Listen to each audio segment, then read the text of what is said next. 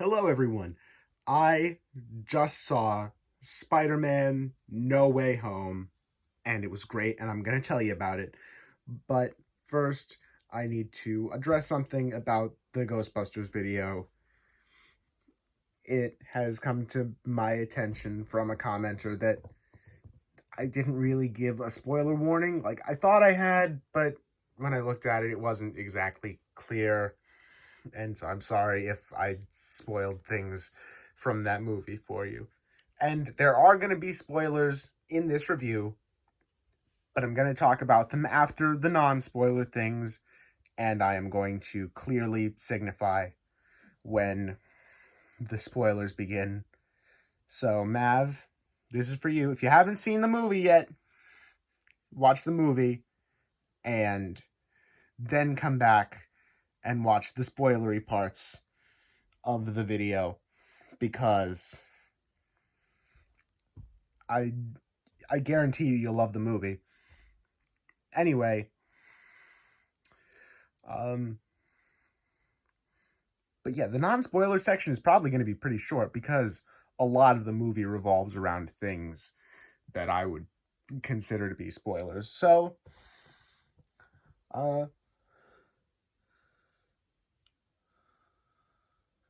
first off, I'm going to talk about the villains. They're great. They all get explained pretty succinctly within the context of this film. So even if you haven't seen the previous ones,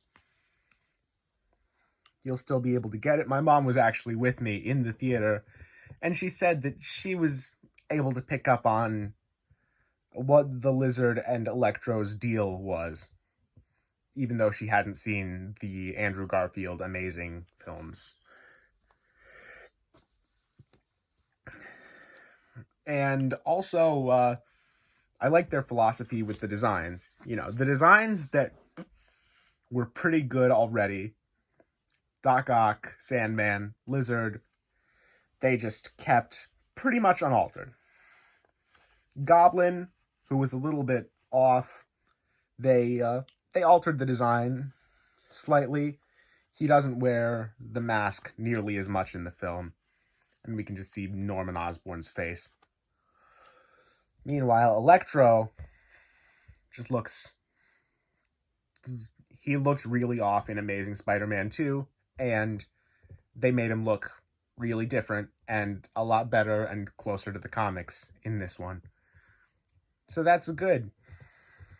The dialogue between Peter and Doctor Strange is great. Between Peter and all the villains is great. And the various new looks for the Spider-Man suit that we see in this film look quite good, I think. And yeah, J. Jonah's great. Ned and Michelle are great. And that's about all I can say about the not spoilers. Let's get into spoilers now. Clearly. First of all, a small one that I was predicting. Charlie Cox shows up, not as Daredevil, just as Matt Murdock, the really good lawyer, who catches a brick coming through a window despite being blind. It's great. I like it. And then the big one.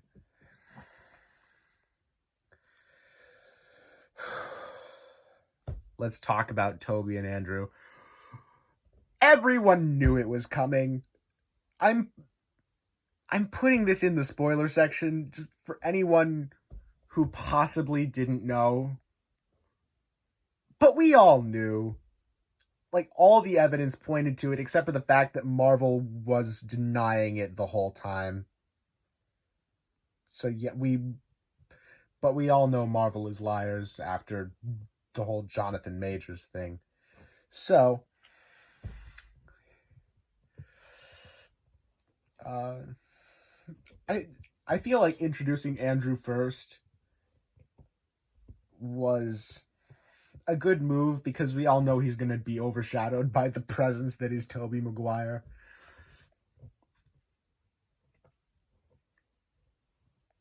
But yeah, I thought that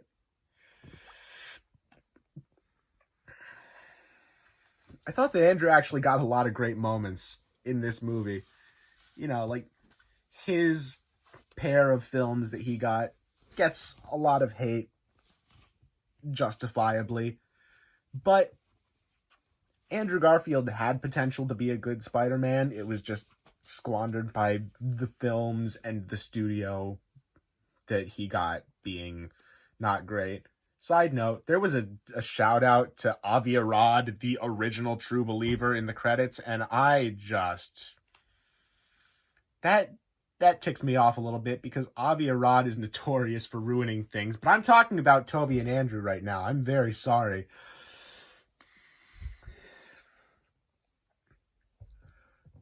So when Tobey and Andrew and Peter get together, it is so great. We get a lot of great interactions between all of these people.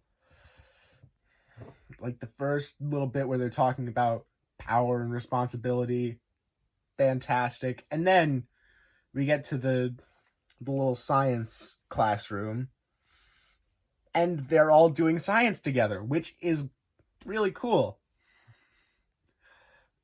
Especially, I feel, for Tobey Maguire, because his Peter, we never really got to see him doing a lot of science, despite the fact that he is something of a scientist himself. And that brings me to another thing I loved about this movie: the memes. They pack all the memes into this movie that everyone was expecting, except for all three Peters doing the emo dance at once. We'll get that in the DVD bonus features, hopefully. But yeah, we got everything. We got Norman saying he's something of a scientist. We got all the Peters pointing at each other. We got the thing where they say, okay, everybody, get your web shooters ready. And Tobey's like, what web shooters? Because he's just got them in his hands. And it's great. And in the scene where Andrew thinks he's lame because all he did was beat up Paul Giamatti instead of fighting aliens, and Tobey hypes him up, telling him he's amazing. It's great. And having Doc Ock be redeemed early on and having him as an ally, I liked that. Having Sandman start as an ally and changing sides when he starts to think maybe this Peter doesn't have the best ideas for what my fate is going to be. I'm probably better off siding with these other guys. And I also like the detail of Peter meeting Flint first in the black and gold suit, because Flint's the only one of those previous villains who's seen Spider-Man wearing a black suit. It's cool, and I love it. And the final fight, where all three of them are working together, it is so good. Like the first scene, oh man. So we get them all swinging around together for the first time, and it's chaos because, you know, two of them have never fought on a team before, and Spider-Man says, and MCU Peter. That's a bit of a sticking point that shows up often in this movie.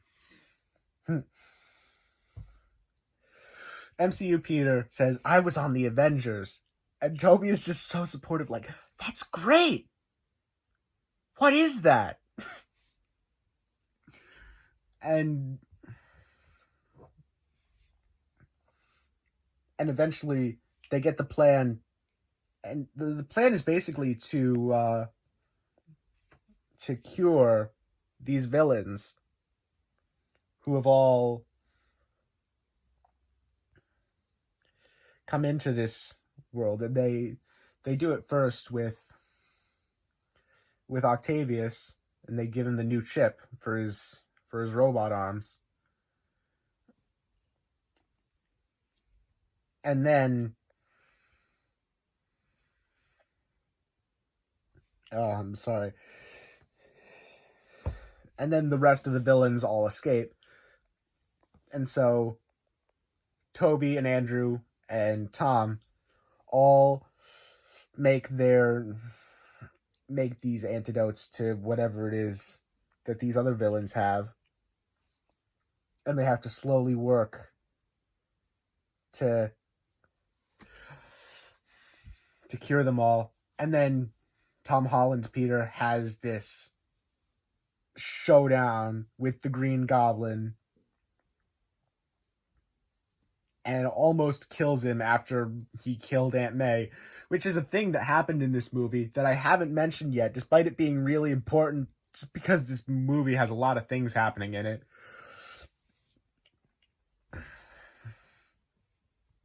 And Toby stops him, and then Toby just gets stabbed by the goblin. But then they get the serum into him, and he's all right. And and then they have the spell where everyone forgets Peter Parker,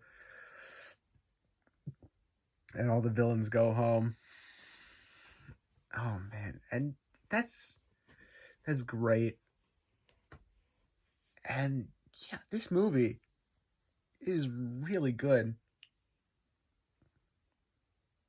I enjoyed it so much. And then the final scene where we've got Peter in his crappy apartment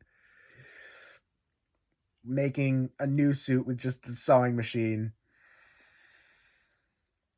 And then he swings out in this awesome suit.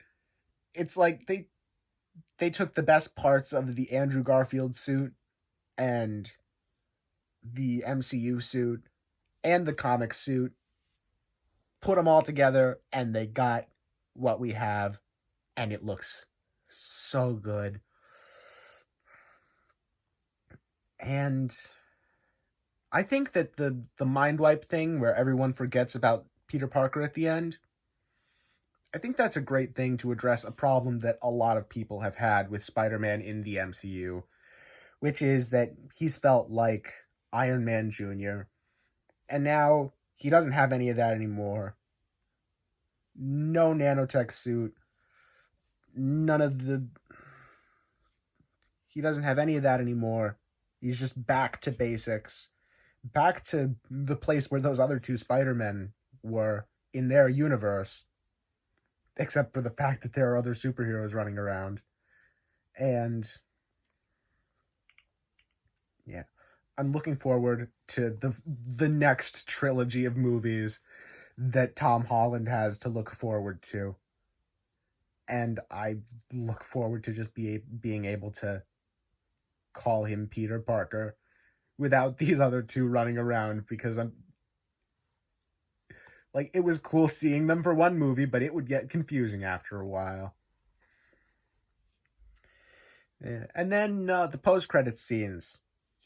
The first one, it's Eddie Brock getting caught up on all of MCU history after being shooped into the Marvel Cinematic Universe in Let There Be Carnage. And then immediately just getting shooped right back.